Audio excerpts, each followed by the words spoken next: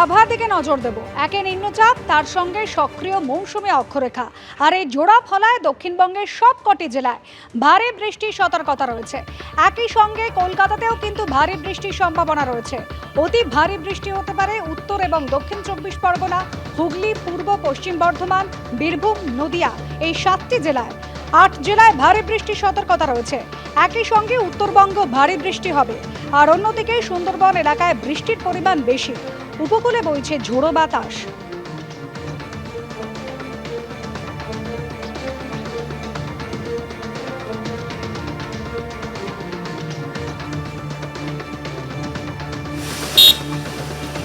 বিগত কয়েকদিন ধরেই প্রবল বৃষ্টি হচ্ছে, আকাশ কালো করে মেঘ হচ্ছে এবং তারপরেই সেই প্রবল বৃষ্টিতে কলকাতার একাধিক এলাকা জলমগ্ন হয়ে যাচ্ছে। আমরা এই মুহূর্তে রয়েছে সেন্ট্রাল অ্যাভিনিউতে যোগাযোগ ভবনের সামনে। এখানে একটি বেসরকারি হাসপাতালও রয়েছে এবং সেখানেই কার্যত রাস্তা দেখা যাচ্ছে একেবারে জলমগ্ন। এখানকার স্থানীয়রা যারা রয়েছেন তাদের সঙ্গে কথা বলবো কবে থেকে জল রয়েছে, কারণ পুরসভা বারংবার পদক্ষেপ নিচ্ছে, বারংবার জানাচ্ছে যে জলমগ্ন যে সমস্ত জায়গাগুলি হয়ে যাচ্ছে সেখানে যাতে ওয়াটার লগিং না হয় তার জন্য ব্যবস্থা নিচ্ছে পুরসভা। কিন্তু ব্যবস্থা নেওয়ার পরেও কি দৃশ্য আমরা দেখতে পাচ্ছি তাই নিয়ে কথা বলবো। जब जब पानी बरसता है यहाँ यही दिक्कत होती है। काफ़ी टाइम से हो रहा है ऐसा। पूरा मोहल्ला जितना भी ये क्षेत्र है सब लोग परेशान हैं। और पानी चढ़ तो जाता है, कम नहीं होता यहाँ।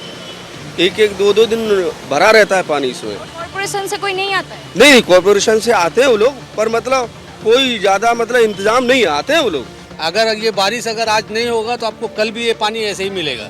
ক্যামেরায় অভিজিৎ দত্তের সঙ্গে ঐশী মুখোপাধ্যায়ের রিপোর্ট, এবিপি আনন্দ, কলকাতা। আরজিকর কাণ্ডে বিরোধীদের আক্রমণ, মোকাবিলায় নিষ্ক্রিয় দলীয় নেতাদের নিশানা কুণালের। বিরোধীদের কুৎসার মোকাবিলা করছেন না তৃণমূলেরই বিভিন্ন সংগঠনের নেতারা। টিকিট পাওয়ার জন্য লাইন দিয়ে দাঁড়িয়ে থাকেন, অথচ এখন সোশ্যাল সাইটে কেন চুপ? সোশ্যাল সাইটে মমতা বন্দ্যোপাধ্যায়, অভিষেক বন্দ্যোপাধ্যায়ের বক্তব্য রিপোস্ট করছেন না। দলেরই একাংশকে নিশানা তৃণমূলের প্রাক্তন রাজ্য সাধারণ সম্পাদক কুণাল ঘোষের।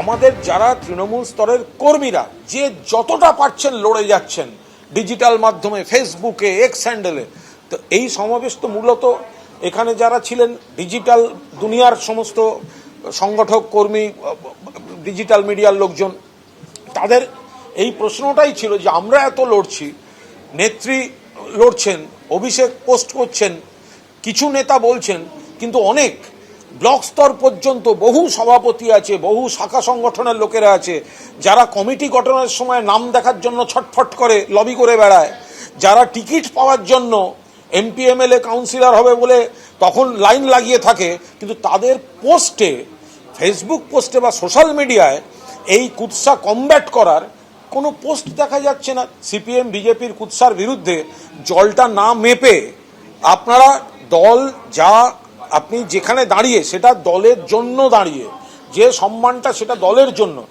ডিজিটাল মিডিয়ার কর্মীরা পর্যন্ত যারা বিভিন্ন জায়গায় ডিজিটাল মিডিয়া চালাচ্ছেন, কেউ নিজের চেষ্টায় ফেসবুক করেন, কেউ নিজের পকেটের পয়সা দিয়ে পোস্ট করে বুস্ট করেন, তারা যে লড়াইটা দিচ্ছে, আমাদের বিভিন্ন কমিটি, শাখা সংগঠন, গণসংগঠনের কমিটিতে থাকা তার একটা বড় অংশ মমতাদি অভিষেকের টুইট পর্যন্ত পোস্ট করছে না।